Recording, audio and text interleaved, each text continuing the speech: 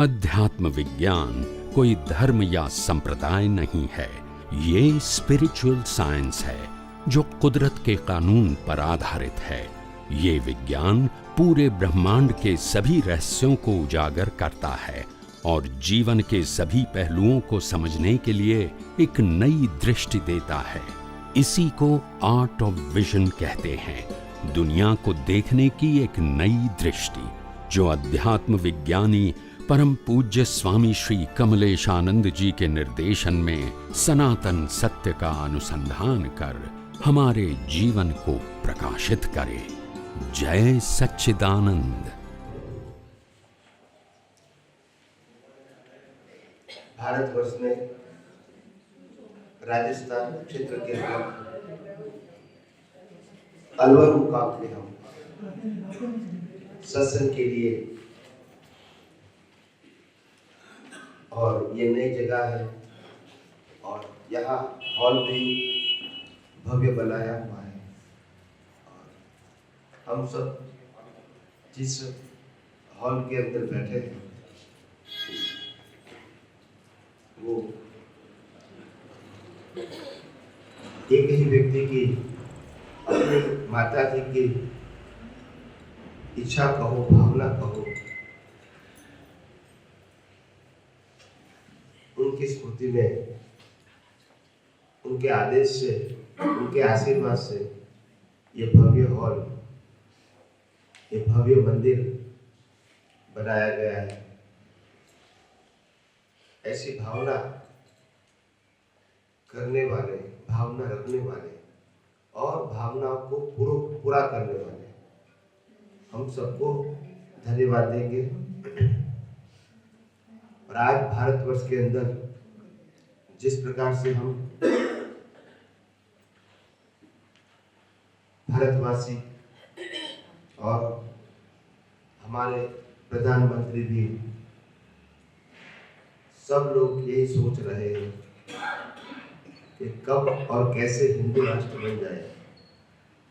ये हमारी सबकी भावना है, सोच है। और एक दिन अगर सबका साथ होगा, सबका सहकार होगा और सबकी सहमति होगी तो एक दिन जरूर बनेगा। भारतवर्ष सदियों से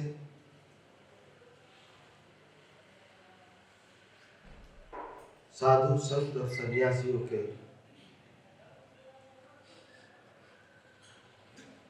जीवन और तपोभूमि का ये भारतवर्ष का स्थान है। और हम सदियों से विश्व के अंदर आध्यात्म, सांस्कृतिक और धार्मिक व्यक्ति होना, ये हमारे भारतवर्ष के लोगों की पहचान है। हम इन महान संस्कृति में हमारा जन्म हुआ है, जहां जियो और जीने दो की संस्कृति है। हम इस धरती पे पैदा हुए जहां अतिथि देवो भव के संस्कार है। हम इस धरती पर हमारा जन्म हुआ जहां वसुदेव कुटुंबकम की भावना है। ये भारतवर्ष ये कोई प्रदेश की बात नहीं है। ये भारतवर्ष एक संस्कृति है और वो संस्कृति सदियों से चली आती है और हम इस संस्कृति का पालन करने वाले और इसको आगे ले जाने वाले हैं। सदियों से हम भारतवर्ष में जन्म मरण हमारा होता रहा और हम अपने सनातन सुख के लिए आत्मा की खोज करते रहे। बात अच्छी है कि आत्मा की खोज करना, आत्मा का अनुभव करना, यही हमारा अंतिम सत्य है। परंतु इस परम सत्य को पाने के लिए हमारे पास दृष्टि या मार्गदर्शन सही होना चाहिए। हम सब शाश्वत सुख के कामी हैं।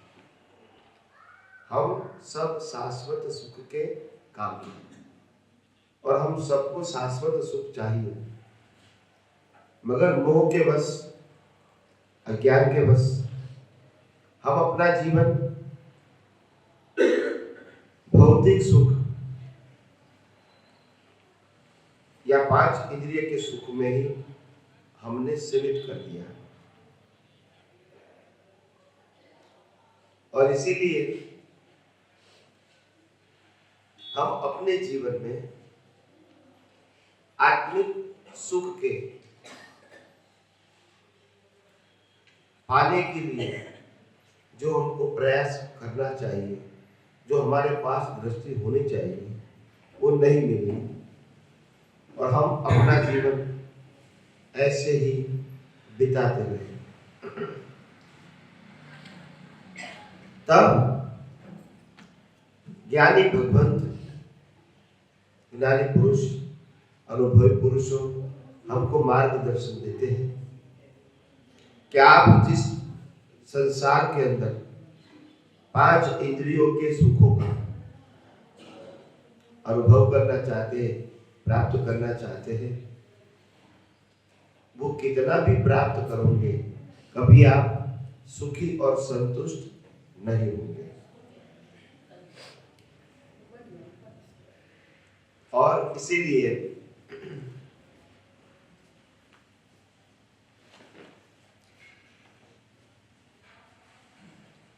ज्ञानी भगवंतों ने मार्ग बताया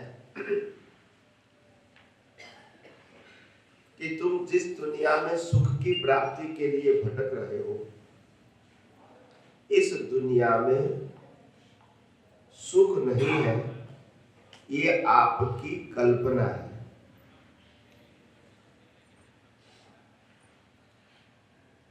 सामान्यतः लोग जब गुजर जाते हैं, मृत्यु होता है, तो सब कुछ छोड़ना पड़ता है। जो हमने मेहनत से पाया है, अभी तक इसको हमने मेहनत से बचाया है, तो फिर अगर वो चला जाएगा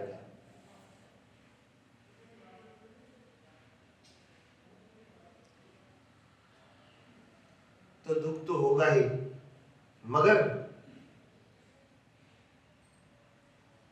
यही भ्रांति वाला संसार सदियों से चलता रहता है। बिना कुछ पाए, बिना कुछ लेकर हम चले जाते हैं दुनिया में, और पाने के लिए पूरी जिंदगी हमने मेहनत किया, बाद में साथ में क्या ले गए? कुछ नहीं। हम किसी व्यक्ति को पूछेंगे आप किसके लिए जी रहे हैं, तो बोला कुछ लेने के लिए नहीं जी रहे। तो पागल जैसी बात होगी ना। इतनी मेहनत करते हैं हम कई जगह जॉब करते हैं, तो अपेक्षा रखेंगे कि महीने के बाद हमको पगार मिलेगी, तो पगार ले जाएंगे। हम बिजनेस करेंगे तो प्रॉफिट ले जाएंगे, या सुनो, मगर हम जीवन जीने के बाद हम क्या ले जाएंगे? तो कुछ नहीं ले जाएंगे। तो ये जीवन का मकसद क्या है बताइए? अगर कुछ ले जाना ही नहीं है तो जीवन का मकसद क्या है? मनुष्य भाव मिला है,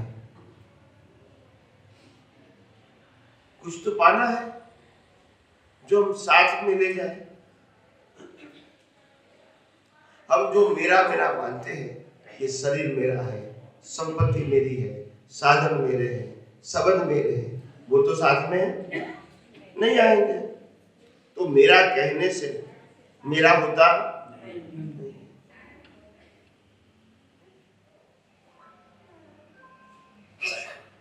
तो ज्ञानी भगवंत फरमाते हैं कि आपके साथ में क्या आएगा, वही साथ में आएगा जो आपने अज्ञान से राग द्वेष करके पाप पुण्य के जो कर्म बनाए, वो कर्म ही साथ में आएगा। तो हम अपना जीवन ऐसे ही बिताना चाहते हैं कि कुछ आत्मा की खोज के लिए, आत्मा की अनुभूति के लिए और संसार में से मोह मिटाने के लिए हम कुछ प्रयास करना चाहते हैं या नहीं करना चाहते।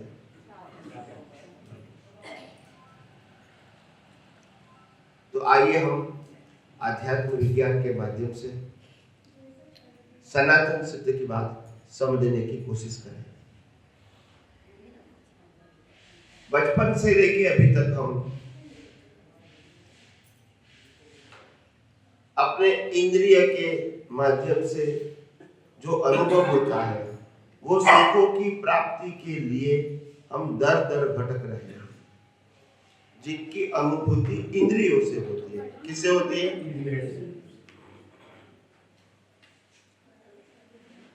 मगर ये चीजों के अंदर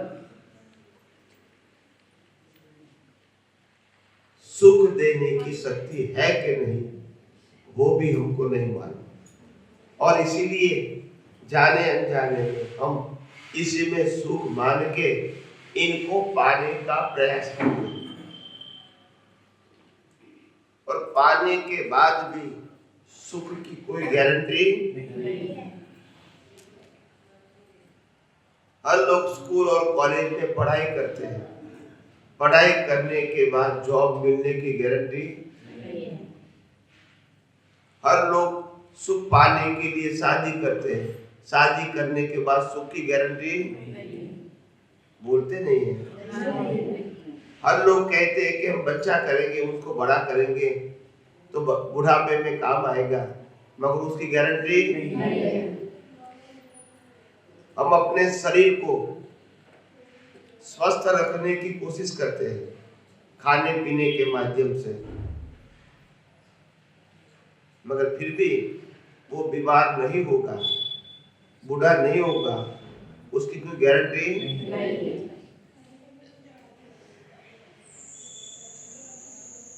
हम कितने भी पैसे वाले बन जाए, कितना बड़ा स्टेटस मिल जाए, और लोग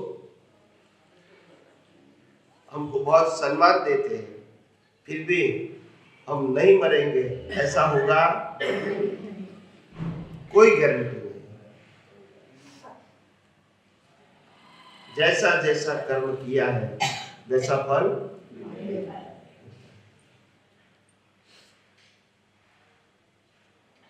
ये जो दुनिया है वो एक उलझन है, और सभी लोग माया की जाल में फंसे हुए हैं। किसकी जाल में? हम जब जी रहे तो मालूम है ये मेरा है, और जब आगे बढ़ते आगे चलते तो मालूम है ये तो मेरा, क्योंकि मेरा सुनता नहीं है। ये सब भ्रांति है। क्या है? हम ऐसा मानते हैं कि हम दुनिया में सुख पाने के लिए आए, यही भ्रांति है।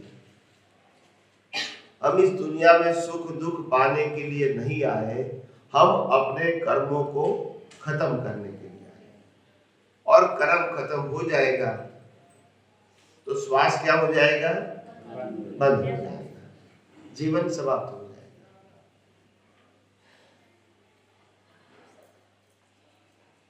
और ये दुनिया में हम कुछ पाने के लिए नहीं आए, और खोने के लिए भी नहीं आए। खोना क्यों नहीं है? क्योंकि कुछ लाए नहीं है। पाना क्यों नहीं है? कि कुछ ले जाना नहीं है, मगर अपने कर्मों का हिसाब खत्म करना है। इसके लिए हम आए, और हिसाब खत्म होने के बाद सब कुछ शरीर के साथ सब कुछ यहाँ ही आपके साथ सिर्फ नए पाप पुण्य के कर्म आएंगे और कुछ नहीं आएगा। तब इस दुनिया में जिस भ्रांति से सुख की प्राप्ति के लिए जी रहे हैं वह कोई प्रकार का सुख नहीं है, सिर्फ हमारी मान्यता है। क्या है? हर व्यक्ति मानती है कि मेरे को कपड़े पहनने, अच्छे कपड़े पहनने में सुख है, मगर वो कपड़े दूसरे को पसंद। मेरे को ये चीज खाने में सुख लगता है, मगर दूसरे को वो चीज पसंद नहीं। समझ में आया? किसी को लगता है कि शादी करने में सुख मिलेगा, कोई कहता है शादी न करने में सुख मिलेगा। सबकी अपनी अपनी। कई लोग ऐसे होते हैं कि बच्चे न होने से दुखी होते हैं। क्या बताया? और कई लोग ऐसे भी होते हैं बच्चे होने से दुखी होते हैं। सबका अपना अपना। इस दुनिया में सुख दुख नहीं है, आपकी मान्यता है। क्या है? तो हम लोग समझते हैं कि बिना पैसा हम नहीं जी सकते। सही बात है, मगर कई सारे साधु संत ऐसा है जो पैसे का स्पर्श भी फिर भी वो सुखी है। तो सबकी अपनी अपनी। तो कोई जगह साबित नहीं होता है कि तुम्हारी मान्यता सही है। सबकी अलग अलग है, सबकी विचारधारा। इसीलिए अगर सच्चा सुख होता तो मान्यता की जरूरत, मगर है ही नहीं। हम मानते हैं इसीलिए है, नहीं मानेंगे तो। आज हमको ये हॉल अच्छा लगता है, 50 साल के बाद अच्छा नहीं लगेगा। तो ये आज हमको जीवन जीना अच्छा लगता है, कल लगेगा बहुत उम्र हो चुकी है, हे भगवान तू मेरे को उठा के ले जा। तो हर व्यक्ति को संजोग के आधार से जीना पड़ता है। और इसलिए कोई जगह दुनिया में सुख दुख नहीं है, आपकी मान्यता है। क्या है? आप मानते हैं तो सुख है, नहीं मानते हैं तो। मगर दुनिया में सुख दुख नहीं।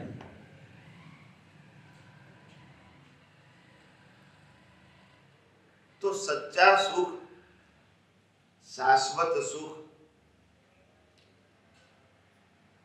परमानेंट सुख कहाँ है?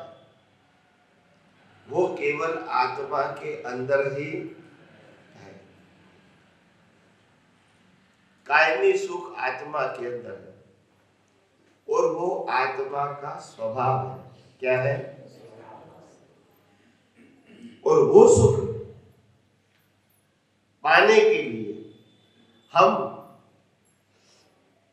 कहीं अवतारों से तरस रहे हैं, मगर क्योंकि मार्गदर्शन न मिलने से, अनुभवी ज्ञानी पुरुष का मार्गदर्शन न मिलने से हम उसी रास्ते पर आगे नहीं जा सके और यही पाप पुण्य के चक्कर में घूम रहे हैं।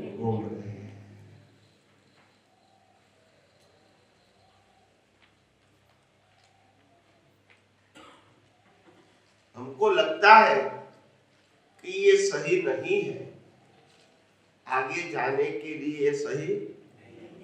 हमने बहुत अवतार पाप पुण्य के चक्कर में बिताया, अभी आगे की सोच दृष्टि ज्ञान हमको चाहिए, मगर देने वाला नहीं मिलता है। सब लोग वही पाप पुण्य की बात करते हैं, सब लोग वही पाप पुण्य की, वही तब जब पूजा पाठ माला की बात करते रहे, हर धर्म की बात, कोई उससे आगे की बात।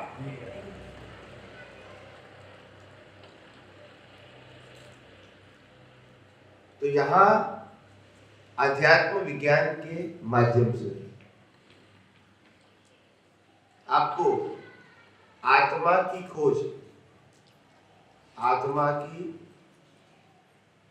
खोज अनुभूति दृष्टि का मार्गदर्शन मिलेगा। आत्मा तो हम सब लोग मानते हैं, मगर आत्मा क्या है वो देखा नहीं है, अनुभव भी नहीं किया है। मानते जरूर है, मगर मैं आत्मा हूं वो जागृति जीवन में रहती नहीं।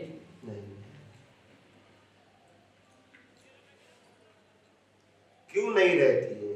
क्योंकि हमने आत्मा का महत्व जाना ही, इनका महत्व जाना है, जिसको एक दिन जलाना है, हाँ या ना? इनमें तुम्हारे पास कोई ऑप्शन नहीं। जिसको जलाना है इसको जाना है, जो जलने वाला नहीं है इसको भी जाना और प्रयास भी, क्योंकि प्रयास भी तब होगा जब आपको मार्गदर्शक मिलेगा। क्या मिलेगा? बिना मार्गदर्शक आप कैसे उस रास्ते पर आगे चल सकते हैं? नहीं चल सकते। तो आज मैं आपको 3 बात बताऊंगा। पहली, आत्मा है या नहीं, पुनर्जन्म है या नहीं, और कर्मफल का सिद्धांत है या, ये तीनों बातें मैं आपको पहले समझाने की कोशिश करूंगा।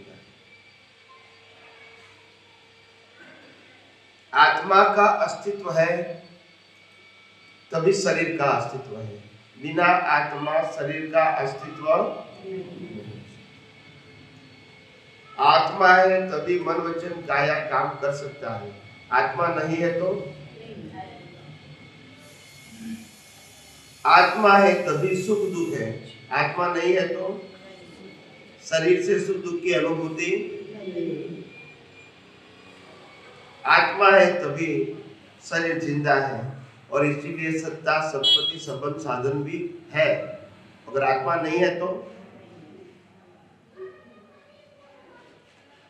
आत्मा है तभी जन्म और जीवन है, नहीं तो वो भी। आत्मा है तभी सनातन सुख है, शरीर को सनातन सुख, इनको तो जलना ही है। आत्मा है तभी मुक्ति है, शरीर की मुक्ति। और आत्मा है इसीलिए पुनर्जन्म है, शरीर का पुनर्जन्म। तो आत्मा का मैंने इतना प्रमाण दिया। क्या दिया?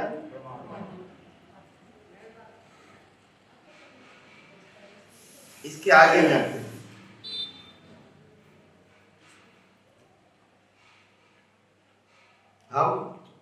हमारा जब जन्म होता है, माता की कोख से हमारा जन्म होता है, ये जन्म कर्म फल है या कर्म है?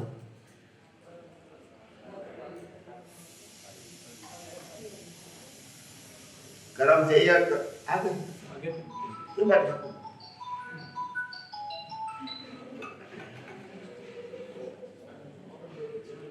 तो हमारा जो जन्म है वो कर्म फल है। वो कर्म कब किए थे हमने? पूर्व जन्म। मतलब पूर्व जन्म के कर्म से हमको यहाँ जन्म मिला, तो कर्म का सिद्धांत साबित हो गया। पिछले अवतार के कर्मों की भुगतान आज करते हैं, तो पुनर्जन्म भी साबित हो गया ना पुनर्जन्म। और आत्मा, जिस आत्मा की हाजिरी से कर्म बने हैं, उसी आत्मा की हाजिरी से कर्म की निर्जरा होती है। समझ में आया? तो एक ही आत्मा है दोनों अवतार में, और अगर हजारों अवतार होंगे तो भी शरीर बदलता रहेगा, आत्मा तो वही का। गीता में भी यही कहा है, हे अर्जुन तुम्हारे भी हजारों अवतार हो चुके हैं और मेरे भी हजारों अवतार। हजारों अवतार में शरीर अलग होगा, आत्मा तो एक ही होगा। वो आत्मा की खोज करना, अनुभव करना, इसको आध्यात्म विज्ञान कहते हैं। और हम सदियों से ये अध्यात्म विज्ञान को जानने के लिए प्रयास तो जरूर करते हैं, मगर हमको सफलता, क्योंकि मार्गदर्शक नहीं। अभी आपको समझ में आएगा धीरे धीरे। तो मैंने 3 बात आपको बताई, आत्मा, कर्म का सिद्धांत और पुनर्जन्म। तीनों बातें मैंने समझाई। इसके आगे जाते मैं शरीर की बात करता हूँ। ये जो हमारा शरीर है मनुष्य का, ये पूरी दुनिया में ये मनुष्य का शरीर की जो डिजाइन है, डिजाइन समझते हैं, वो एक है कि अलग अलग है? सबकी डिजाइन क्या है? आँख, हाथ, पाँव, कान, नाक, सबका क्या है? एक ही प्रकार का है ना? क्या अलग अलग प्रकार का है? मैंने डिजाइन पूछा, कलर नहीं पूछा, साइज नहीं पूछा, हाइट नहीं पूछी, वजन नहीं पूछा, क्या पूछा? तो डिजाइन सबकी क्या है? पूरे यूनिवर्स में रामकृष्ण भाई भी ये डिजाइन के थे ना। तो मनुष्य भाव की डिजाइन एक ही है। हम जरूर कहेंगे कि ये शरीर हमारा है, मगर वो हमारी चॉइस नहीं, क्योंकि ये डिजाइन कुदरत ने बनाई। तो जितने भी मनुष्य होंगे यही डिजाइन के होंगे, आया ना? क्योंकि डिजाइन कुदरत ने बनाई है, तुम्हारे पास पसंद की नहीं। दूसरा, अभी ये शरीर की बात करेंगे। ये हमारा जो शरीर दिखता है वो 5 महाभूतों से बना है, पृथ्वी, जल, वायु, अग्नि और आकाश। ये 5 महाभूत से ये शरीर बना है। ये 5 महाभूत किसका है? वो भी कुदरत का है। डिजाइन भी कुदरत की, शरीर भी। अभी ये शरीर को 80 से 100 साल तक जिंदा रखना है, तो शरीर को क्या चाहिए? हवा, पानी, खुराक। वो भी कौन देगा? कुदरत देगा। ये हवा, पानी, खुराक लेके इनको पाचन करके ब्लड बनाना, लोई बनाना और शरीर के सभी पार्ट्स में 24 घंटा सप्लाई करना, ये भी कौन करेगा?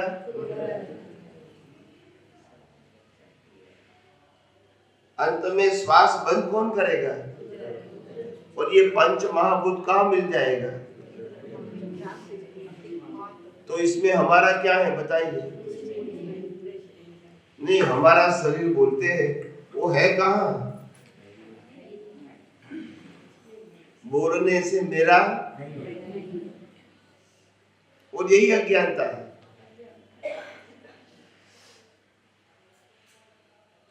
ये शरीर कुदरत का था, कुदरत का है और कुदरत के पास ही बराबर के नहीं। और ये शरीर कुदरत का है, तो फिर संबंध किसके हैं? बोलिए, संपत्ति किसकी है? साधन किसका है? सत्ता भी, सब कुछ किसका है? और हम मानते हैं ज्ञान है कि अज्ञान है?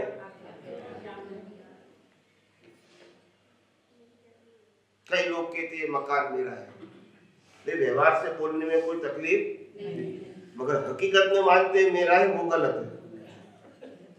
अगर हकीकत में तुम्हारा है तो फिर ले जाओ, ले जा सकते हैं? ऐसा बोलना कि जब तक मैं जिंदा हूं ये मकान में रह सकता है, पहले दूसरे का था, बाद में भी, तो मैं इनका उपयोग कर सकता हूं, मालिक नहीं। समझ में आया? तो इसीलिए शरीर, सत्ता, संपत्ति, संबंध, साधन सब कुछ कुदरत का था, है और कुदरत के पास ही। आप इसको मानो या कोई फर्क नहीं होता, क्योंकि ये कुदरत का कानून है। कुदरत के कानून से बाहर कोई जा सकता नहीं। इसीलिए ये कानून जानना हमारे सबके लिए बहुत जरूरी है। मैं 2 दिन से विस्तार से आप सबको समझाने की कोशिश करता हूँ, धीरे धीरे लोग समझ भी रहे हैं। तो आइए हम, क्योंकि समय की बहुत पाबंदी होने के कारण 11:30 तो बज गए हैं, अभी 1 घंटा हम क्वेश्चन आंसर करेंगे। क्या करेंगे? तो लोग बारी बारी से माइक के ऊपर प्रश्न कर सकते हैं। कहाँ माइक है? नहीं, नीचे वाले, नीचे है ना 2। कोडले से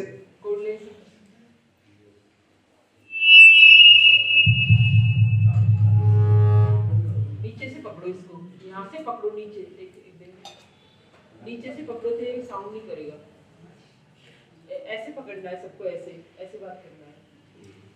नहीं, यहाँ से पकड़ते तो आवाज करता है। किसको लेना है? हाँ, कोई शुरुआत करो प्रश्न करने की। उसको बंद करना।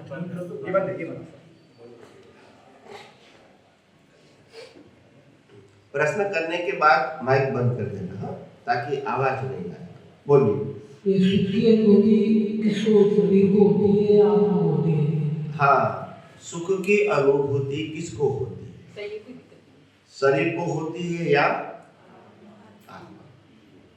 इस संसार के सुख दुख की अनुभूति, संसार के सुख दुख की अनुभूति शरीर के माध्यम से अहंकार को होती है। किसको होती है?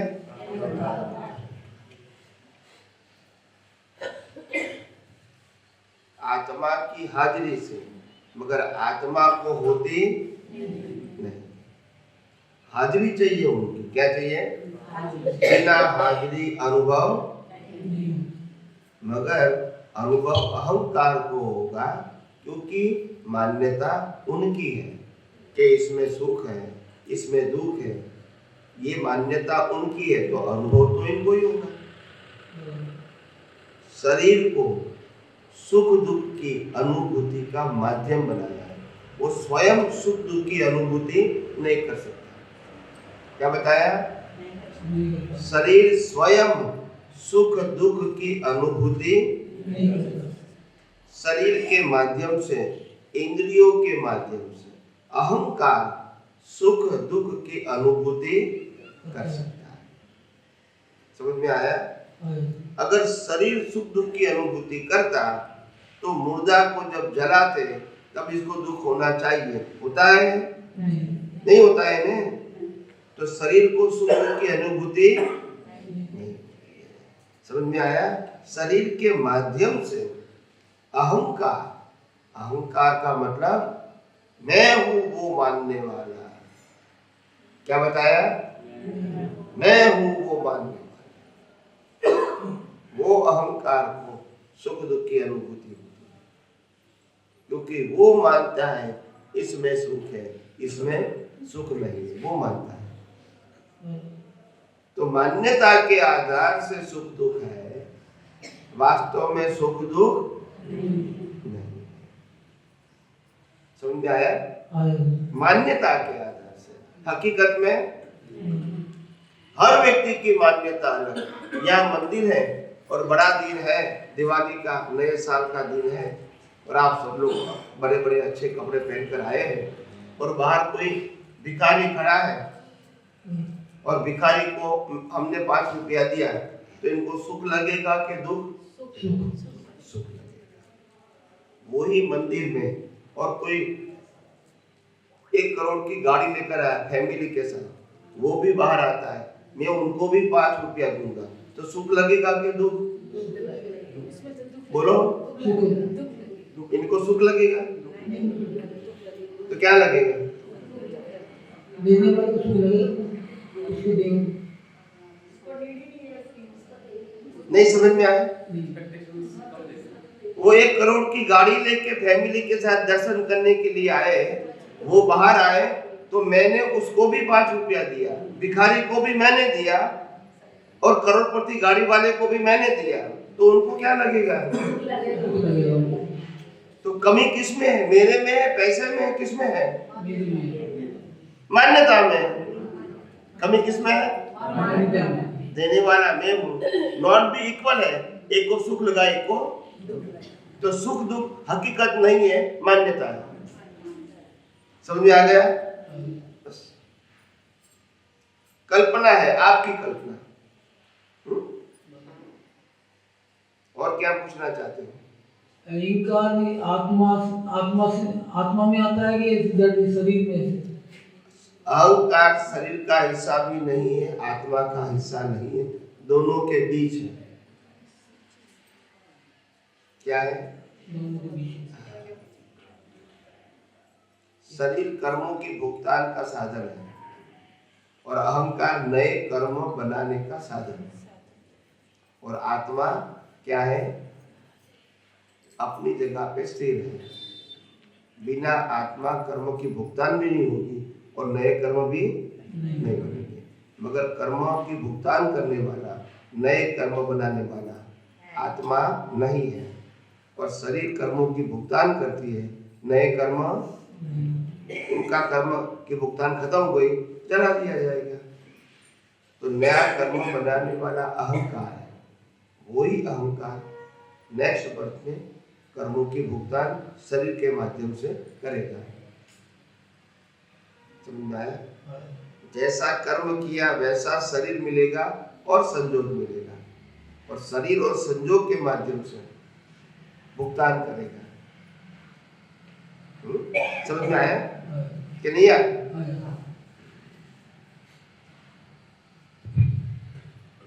स्वामी जी, जब हमको भूख लगती है तो हम उसके ऊपर देखते हैं किसको लगती है, किसको लगती है, भूख की असर कम होती है। तो मुझे ये जानना है कि भूख जब हम देखता कौन है और भूख किसको लगती है? भूख ये बंद हो गया।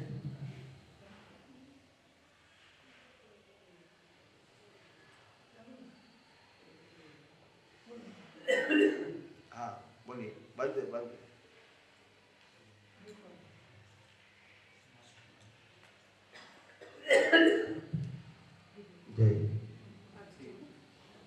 हाँ बोलिए। जब भूख लगती है तो हम देखते हैं कि भूख किसको लगती है, तो देखते रहते हैं तो भूख की असर कम होती है। तो मुझे पूछना है कि भूख भूतगल को लगती है और प्रतिष्ठित आत्मा उसको देखता है, या क्या इसकी मैकेनिज्म क्या है?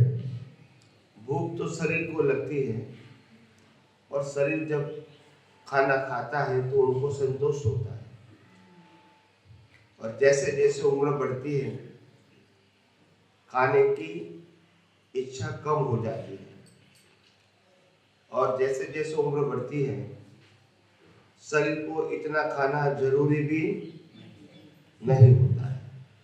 और तीसरी बात, खाने की पसंद की चीज वाली खाने की इच्छा जरूर रहती है, मगर वो उम्र होने के बाद क्वांटिटी में खाना नहीं खा सकते हैं, वो पाचन भी नहीं कर सकते, क्योंकि उनका शरीर परिश्रम वाला नहीं। तो कोई भी चीज जब स्थिर होती है तो तो उनको खाने की जरूरत क्या होती है, कम होती है। आप समझे? मशीन है, बड़ी बड़ी मशीन चालू है, तो अलग अलग प्रकार के जो जॉइंट्स होते हैं, पहिए, उसको ऑयल चाहिए। क्या चाहिए? ऑयल चाहिए, तभी वो चलेगा। ठीक है? और जब बंद मशीन है तो कितना चाहिए ऑयल? कुछ बस। नहीं, इसका मतलब ये हुआ कि उद्गल को लगती है और देखने वाला प्रतिष्ठित आत्मा है, वो देखने वाले को भूख लगती नहीं है, मगर देखने वाला ऐसा मानता है कि मैं शरीर हूँ, इसलिए मेरे को भूख लगी, ऐसा मान सकते हैं अज्ञानता के वश। नहीं, ज्ञान की बात करता हूँ। जिसको भूख लगी उसको मैं देख रहा हूँ, ये भूख लगी और चिल्ला, मैं उसे देख रहा हूँ, तो भूख लगी वो पुद्गल है और देखने वाला प्रतिष्ठित आत्मा है, और उसको देखने से भूख कम हो जाती है, कभी भूख लगती भी नहीं है। फिर उसको सतत देखते रहते हैं कि किसको लगी है, तो देखते रहते हैं तो भूख कभी कम हो जाती है और मिट भी जाती है। तो ऐसा देखने से भूख कम हो जाती, मिट जाती, ऐसा नहीं है। ये बच्चे लोग भी खाना खाते देखते ही है ना, क्या के बंद करके थोड़ी खाते हैं। नहीं, वो देखने वाला प्रतिष्ठित आत्मा होता है। मैंने वही कहा ना कि भूख वो शरीर का स्वभाव है और प्रतिष्ठित आत्मा शरीर से अलग है। इनको देखने या न देखने से शरीर में कोई फर्क नहीं होगा। शरीर का कंट्रोल जब कुदरत के पास है तो अहंकार अज्ञानता के वश नए कर्म बना सकते हैं, बस। इसको कम ज्यादा नहीं कर सकते। नहीं, जो अहंकार ही बोलता है भूख लगी है, वो अहंकार जो हम पिछले अवतार से लेकर आए, वो अहंकार है। तो बोलेगा ना, वो तो अपने आप खत्म हो रहा है, वो अहंकार की बात नहीं है। ये तो इनके साथ जुड़ा है। क्या बताया? क्योंकि ये भी डिस्चार्ज और वो भी डिस्चार्ज। मैं बात करता हूँ चार्ज अहंकार की, जो नया कर्म बांटता है, तो वो प्रकृति के साथ जुड़ भी सकता है और अलग रह सकता है, मगर वो प्रकृति का कंट्रोल नहीं कर सकते। तो ये चारित्र के वजह से भूख लगती और वो प्रतिष्ठित अहंकार उसको जुड़ता नहीं है, तो सही बात है। हाँ, मैंने पहले भी कहा कि ज्ञान दर्शन वो प्रकृति को बदलने का, सुधारने का, परिवर्तन करने का रास्ता नहीं है। ज्ञान दर्शन मन वचन काया से मुक्त होने का मार्ग है, क्योंकि हम आत्मा की अनुभूति करना चाहते हैं, प्रकृति की अनुभूति करना नहीं चाहते। तो ये विज्ञान प्रकृति से मुक्त रहने का है और आत्मा की ओर नजदीक जाने का है। ये विज्ञान प्रकृति को बदलना, सुधारने के लिए नहीं है। ये प्रकृति को बदलना, सुधारना वो धार्मिक काम है। किसका काम है? धार्मिक और सामाजिक। समझ में आया? तो हम जो लेके आए उससे भूख लगती है। हाँ, वो सही बात है। वो सही बात है। ये कर्मों की वजह से है ने, ये शरीर हमारा नहीं है, फिर भी शरीर को खाना पीना सब चाहिए। मेरा क्वेश्चन ये है कि आत्मा की जागृति को स्टेबलाइज कैसे करें, स्थिर कैसे करें? कभी आती है कभी जाती है। तो और दूसरी चीज, दर्शन को और ज्यादा कैसे बढ़ा सकते हैं? जितना आपको ये शरीर की अवस्था और 5 ज्ञानेंद्रियों से दुनिया जो अनुभव में आती है, इसकी वैल्यू जितनी कम होगी इतना आत्मा का लक्ष्य ज्यादा रहेगा। इतनी वैल्यू रहेगी तो आपका लक्ष्य यहाँ रहेगा। यहाँ समझ में आया? तो जहां तक बाह्य जीवन में इंटरेस्ट है, क्या है? बाह्य जीवन है वो नहीं, इंटरेस्ट है। वहां तक आत्मा में हमारा लक्ष्य रहता नहीं। समझ में आया? आत्मा वैसे तो दिखाई देता नहीं, बाहर भी नहीं दिखाता है और अंदर भी नहीं दिखाता है। अंदर दिखाता तो डॉक्टर ऑपरेशन करके निकाल देता, मगर ऐसा नहीं है। आप समझे? तो आत्मा एक सनातन चैतन्य शक्ति है। क्या बताया? वो शक्ति को हम प्रत्येक क्षण अनुभव करते हैं, मगर हमको मालूम नहीं है कि ये शक्ति का अनुभव है। वो मालूम बस, क्योंकि बिना आत्मा प्रकृति कुछ भी कर सकती नहीं। समझ में आया? और बिना आत्मा की हाजिरी हम इंद्रियों के माध्यम से ज्ञान भी प्राप्त नहीं कर सकते। ये उनकी हाजिरी का प्रभाव है, ये उनका स्वभाव नहीं है, प्रभाव है। समझ में आया? ये नहीं तो कुछ नहीं। समझ में आया? ये दुनिया सूर्य नारायण के प्रकाश की गर्मी से चलता है, हाँ या ना? बराबर है। मगर उनकी हाजिरी से चलता है। वो दुनिया को चलाता, उनकी मर्जी से भी चलती, उनकी हाजिरी से चलती। ऐसे आत्मा की हाजिरी से हर व्यक्तियों का जीवन चलता है, मगर आत्मा चलाता और आत्मा नहीं है तो ये जीवन चल सकता भी नहीं। समझ में आया? मगर जब तक हमको आत्मा की वैल्यू समझ में नहीं आएगी तो इंटरेस्ट नहीं आएगा। और जब तक हमको ये मन वचन काया सत्ता संपत्ति संबंध साधन ये सब कुछ कुदरत का था, है और रहेगा, ये समझ में नहीं आएगा, वहां तक इसकी वैल्यू बनती रहेगी। तो आप आत्मा की अनुभूति से दूर होते जाओगे। क्या हो जाओगे? क्योंकि आत्मा केवल शब्द ज्ञान नहीं, आत्मा अनुभूति का विषय है। किसका विषय है? और अनुभूति तब होती है जब आप उसकी वैल्यू करते हो। वैल्यू नहीं करोगे तो अनुभूति नहीं होगी, नॉलेज रहेगा। क्या रहेगा? समझ में आया? और कोई प्रश्न करना है? जय सच्चिदानंद। माइक में बोलिए।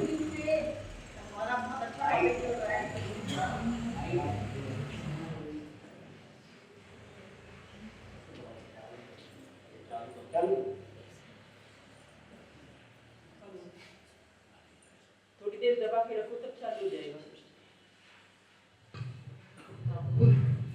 नीचे से पकड़ो, नीचे से, बिल्कुल नीचे से पकड़ो। हाँ, हमारा अभी 3 दिन से बहुत अच्छा टॉपिक चल रहा है आत्मा के ऊपर, शरीर के ऊपर, और बहुत अच्छा लग रहा है। बहुत कुछ मतलब जानने को मिला। जो हम लोग हमारी जो एक भ्रांति थी वो भी दूर हुई।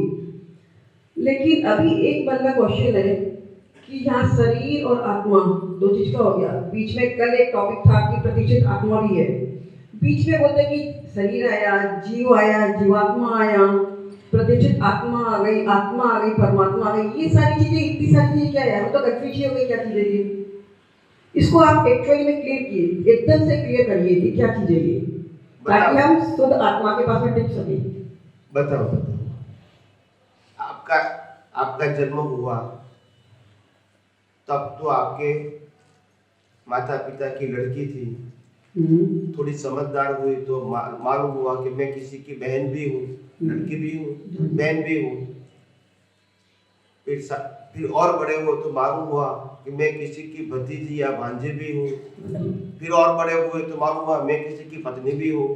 फिर और बड़े हुए तो मालूम मैं किसी का माता भी हूँ। फिर कंफ्यूज हो गए मैं क्या हूँ। नहीं समझ में आया?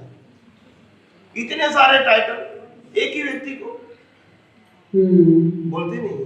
नहीं ठीक है, तो ये सारी ये टाइटल ही है ये क्या? अनेक व्यक्ति है कि एक ही व्यक्ति का टाइटल है? एक ही व्यक्ति का टाइटल है।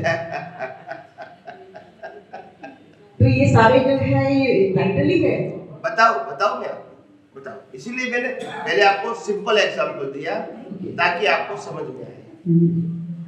ये जो गीताजी, ये जो डिस्टर्ब होता है ना, ये उनको मालूम है कि काला टॉप आता है, काला टॉप हमारे पास थे, अभी नहीं है, तो वो टॉप लगा देने का, ताकि यहाँ जो डिस्टर्ब होता है वो नहीं होगा।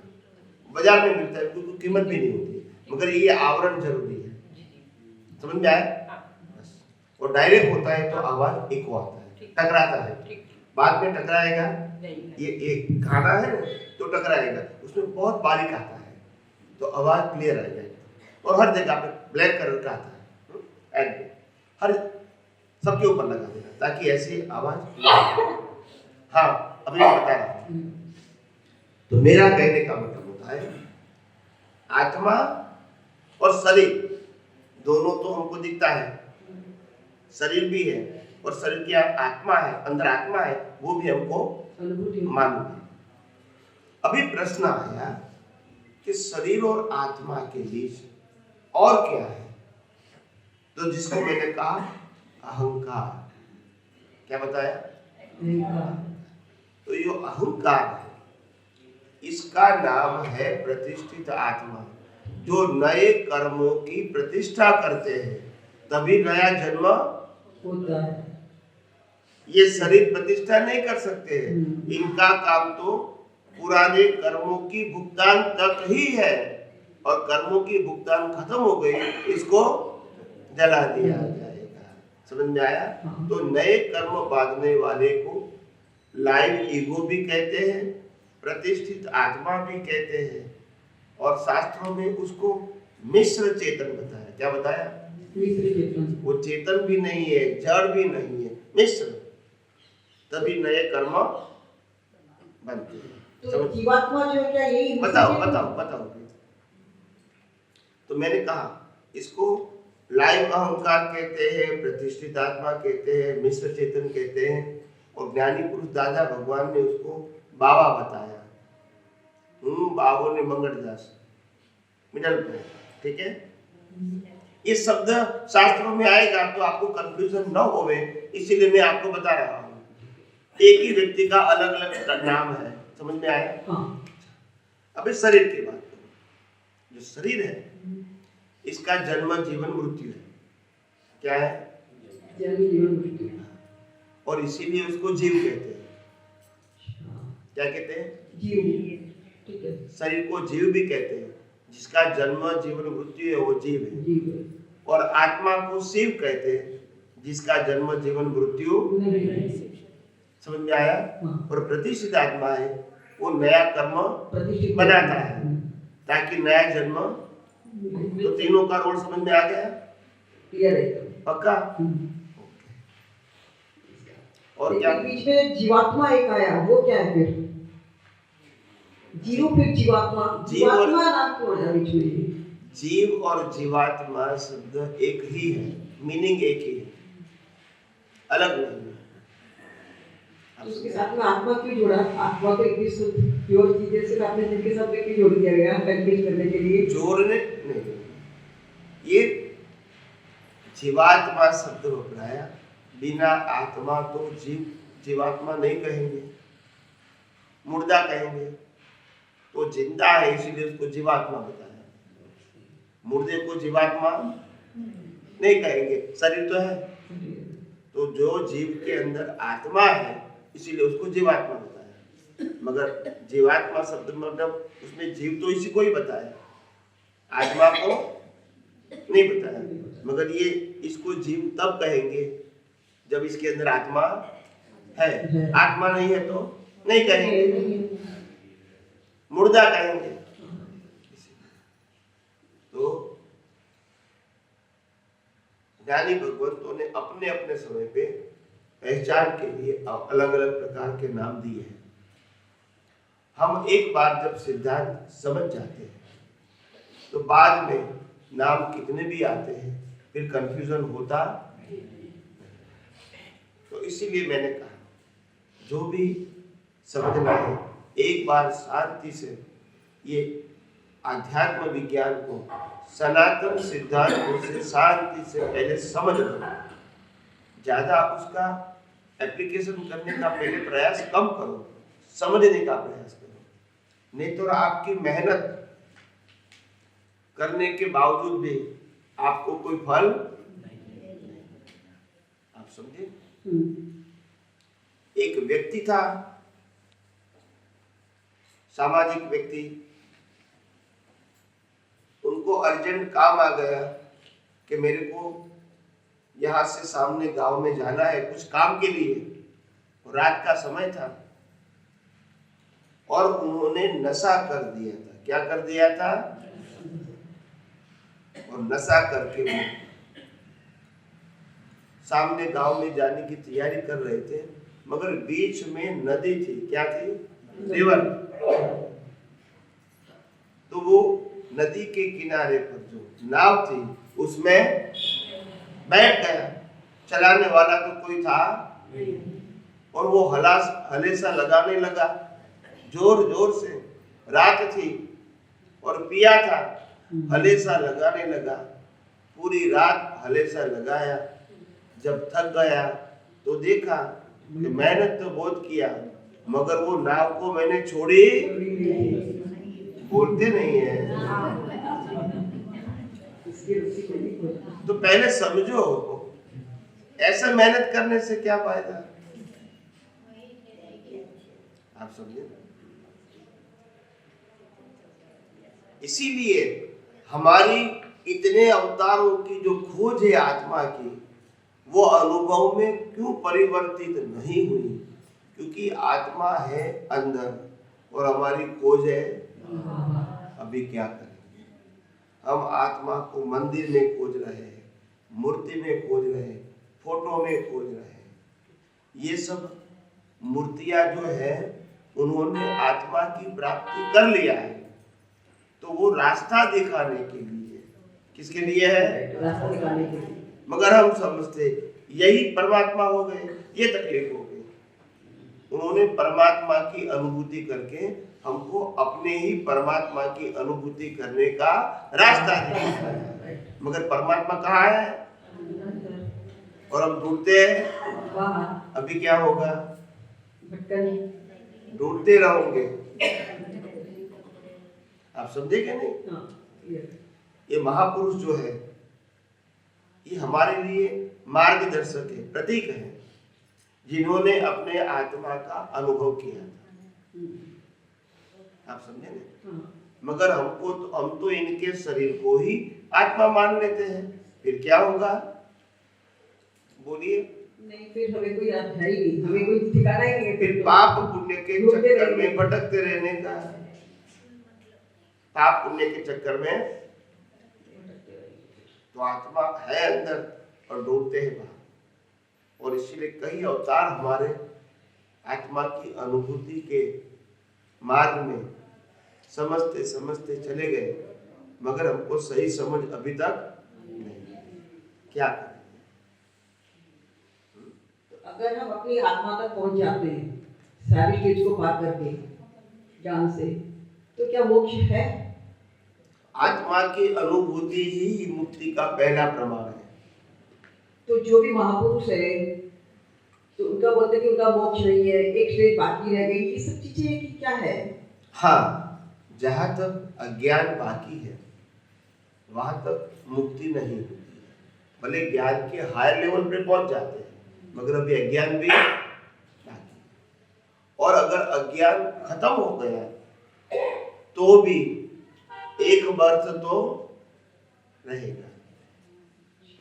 समझ में आया? अज्ञान क्या शरीर वाला अज्ञान है? शरीर का अज्ञान, मन वचन काया वाला जो अज्ञानता है वो अज्ञानता के कारण। बताओ, अज्ञान ही है, मगर अज्ञान सभी प्रकार के अज्ञान हमारी दृष्टि में से खत्म होना चाहिए 100%।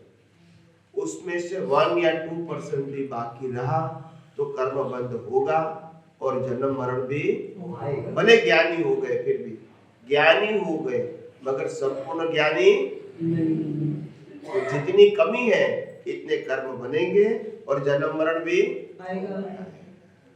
मगर अज्ञान जब 0 हो गया तो कर्म तो उसके बाद लास्ट बर्थ रहेगा, क्योंकि अज्ञान को 0 करने से पहले जो कर्म बन गए हैं इसके लिए एक अवतार लेना, फिर नया आएगा, क्योंकि अज्ञान अभी है वो भी चाहिए हमें। हाँ, वो स्टेज यही विज्ञान के माध्यम से आएगा, आप समझे। और इसीलिए कहा मुक्ति का मार्ग वो अनुभूति का मार्ग है, देने लेने का मार्ग। मैं मार्गदर्शक बन सकता हूँ, मैं आपको गाइड कर सकता हूँ, अनुभव तो अभी आप समझे। राम मोक्ष में गए, सीता जी नहीं गए, क्या करेंगे? सबका व्यक्तिगत जीवन है, क्या है? कोई किसी को ले जा सकते नहीं है, मगर अनुभवी पुरुष मार्गदर्शक बन सकते हैं, आपको गाइड कर सकते हैं, और अनुभव किया है वो रास्ता भी आपको दिखा सकते हैं। बस फिर आपको चलना न चलना वो तो आपकी मर्जी है। समझ में आया?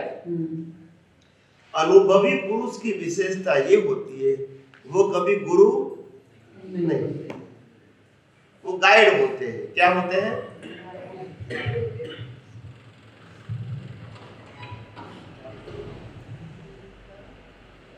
तो फिर गुरु क्या होते हैं? स्वामी जी जय सच्चिदानंद। जय सच्चिदानंद। स्वामी जी, विज्ञान तो लाखों लोगों को मिला है और तो सही ढंग से उपयोग भी करते हैं और आगे भी बढ़ रहे हैं अपने अपने हिसाब से, अपने अपने लेवल से। तो इसमें मेरा प्रश्न ये है कि अज्ञान का नाश करने का तो आपने सबको बता दिया है, पर ऐसा भी सत्संग में बार बार सुना है कि भाई प्रमाद के वजह से आदमी इतना आगे नहीं बढ़ पाता है। तो ये प्रमाद क्या है और प्रमाद को कहाँ पे है और प्रमाद को कैसे खत्म करे और कैसे आगे बढ़े, अपनी ये चर्चा। यस, प्रमाद का अर्थ पहले जानो। प्रमाद का मतलब है आपके पास सम्यक ज्ञान और सम्यक दर्शन दोनों आपके पास है, फिर भी आप संजोग में उपयोग नहीं करोगे, वो प्रमाद है। नहीं, ऐसा नहीं है, नहीं है तो अज्ञानी है, मगर आपके पास तो है, उपयोग नहीं करेंगे तो इसको प्रमाद है, अज्ञानी नहीं कहेंगे। समझ में आया? तो ये प्रमाद का मतलब होता है, प्रमाद को दूर करने का रास्ता यही है। हम दिन ब दिन ये संसारी अवस्थाओं की वैल्यू कम करते रहेंगे, आत्मा की वैल्यू बढ़ाते रहेंगे, तो धीरे धीरे प्रमाद कम होगा, क्योंकि जब इसकी वैल्यू धीरे धीरे खत्म होगी तो फिर इंटरेस्ट नहीं रहेगा। तो इससे अलग रहना हमारे लिए क्या हो जाएगा? आसान।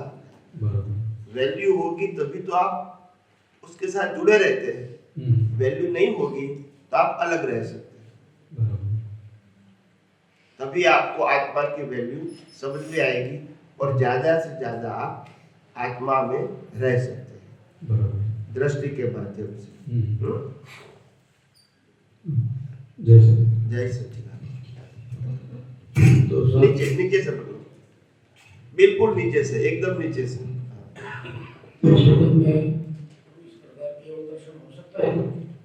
इस जन्म में केवल दर्शन हो सकता है? इस जन्म में केवल दर्शन 100% नहीं हो सकता है, मगर 95-98 तक जा सकते हैं। तो इसका मतलब अगले जन्म में केवल दर्शन होगा। हाँ, और उससे अगले जन्म एक जन्म और लेना पड़ेगा। हाँ, यानी मोक्ष के लिए आगे 2 जन्म लेने पड़ेंगे, जब दादा भगवान ने तो ये कहा है कि आपका मोक्ष हो सकता है। हाँ 70% आ गया तो महाभारत क्षेत्र में मोक्ष हो जाएगा। ये आवाज क्यों आती है?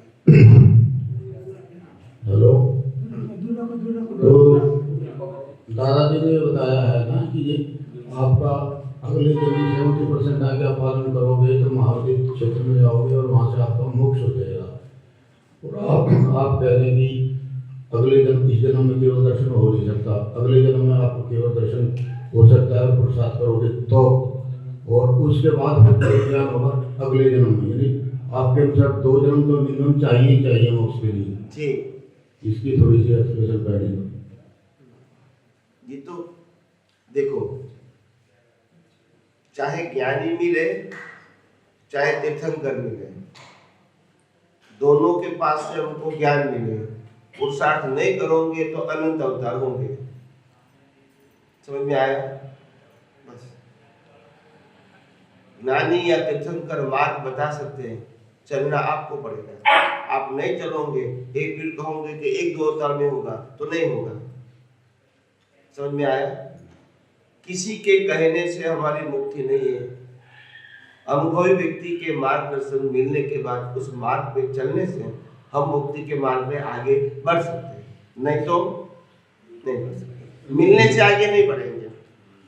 मेरा क्वेश्चन ये है कि हम पूर्ण पुरुषार्थ करें तभी इस माहौल में हमें केवल दर्शन नहीं हो सकता। इसलिए केवल दर्शन के लिए पूर्ण पुरुषार्थ करें, तब अगले जन्म में पूर्ण केवल दर्शन होगा। उसके बाद फिर अगला जन्म में केवल ज्ञान होगा, फुल पुरुषार्थ करेंगे तब। तो मिनिमम 2 वर्ष तो कंपलसरी है, जब ये फुल पुरुषार्थ करें तब। हाँ बोलिए फिर।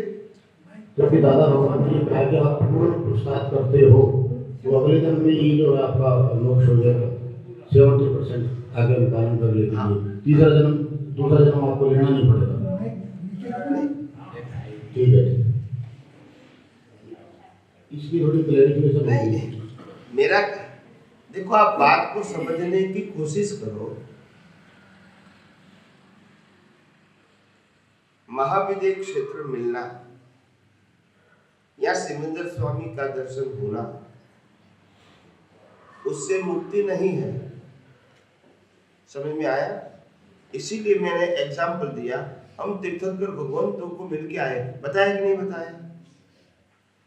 और जब तीर्थंकर होते तो सतयुग भी होता है, या सुनो, तो जब आप महाविद्य क्षेत्र की बात करते हैं वो सतयुग है वहां, और तीर्थंकर है, और यहाँ भी थे, सतयुग भी था, तो भी इतना जन्म क्यों लेना पड़ा?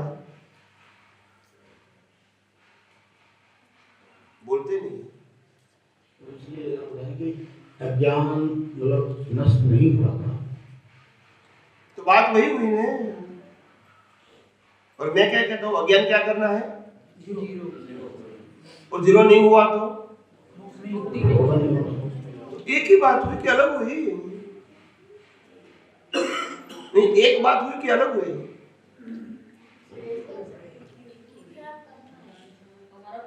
आप देखो, मार्गदर्शन देने वाले व्यक्ति आपको कहेंगे कि मेरी आज्ञा का पालन करोगे तो इतना होगा। यह आज्ञा का पालन करने से मुक्ति नहीं होता है। उन्होंने खुद ने भी कहा है कि मेरी आज्ञा का पालन करने से आपको मुक्ति का आगे का रास्ता मिल जाएगा, क्योंकि ये कर्म बंध है। मेरी आज्ञा का पालन ही कर्म बंध है। बोलते नहीं, तो कर्म बंध से लास्ट उद्धार कैसे होगा? अभी तो अज्ञान मिटाना बाकी है।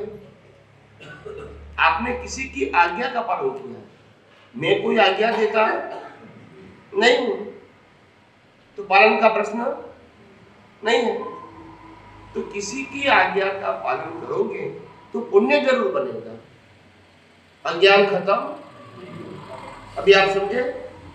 आगे जाके विज्ञान समझना, बिना विज्ञान अज्ञान खत्म।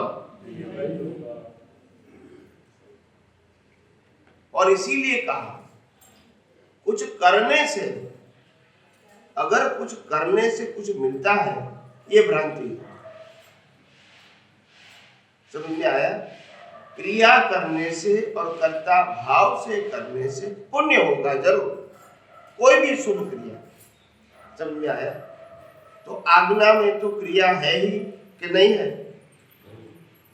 फाइलों का संभाव से निपटारा करना वो क्रिया नहीं है? फिर सत्साधन क्रिया नहीं है, तो क्रिया का फल क्या होता है? पुण्य होगा, मुक्ति। समझ में आया कि नहीं आया? उन्होंने जब विज्ञान को समझ में नहीं आया लोगों को, तो ये आज्ञा और सत्साधन दिया। वो ऑप्शन है, ऑप्शन समझते हो ने? जब मूल बात नहीं समझते हैं तो आपको ऑप्शन दिया जाता है, क्या ये नहीं समझते हो तो आप ये करो, बाद में ये तो समझना।